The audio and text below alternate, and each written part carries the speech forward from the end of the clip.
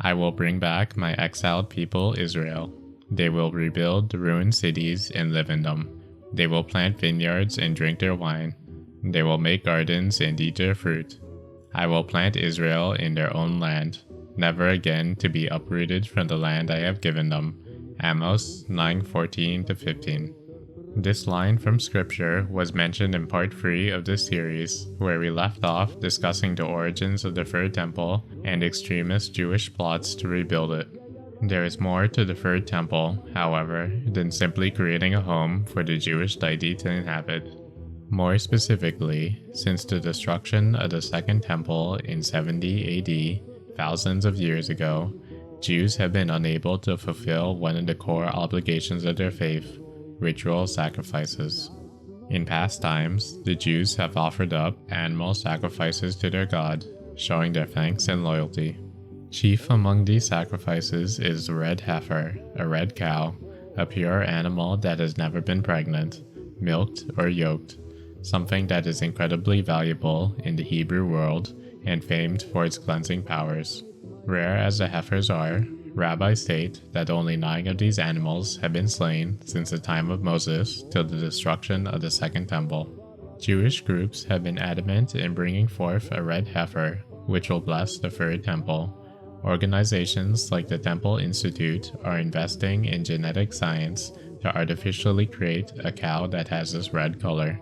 The Hamas attacks have happened as a direct result of this prophecy and attempts to realize it, with Jewish groups storming the mosque to perform Talmudic rituals to prepare the site for the coming of their Messiah, notably sprinkling heifer blood around the area.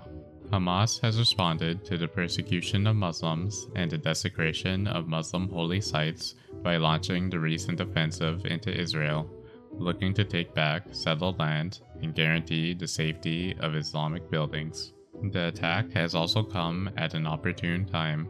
The US, Israel's benefactor, is currently tied up in Ukraine with no available equipment to provide Israel.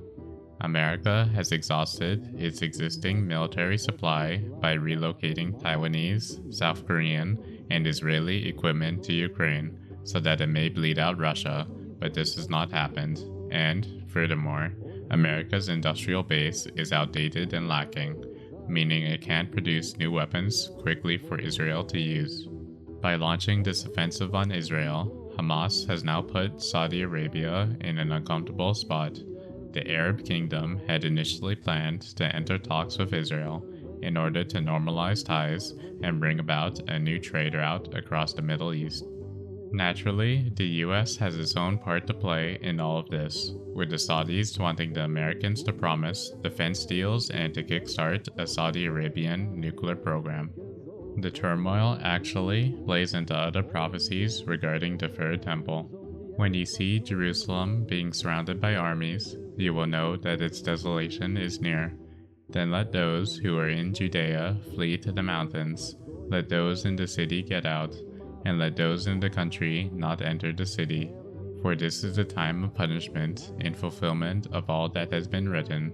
How dreadful it will be in those days for pregnant women and nursing mothers.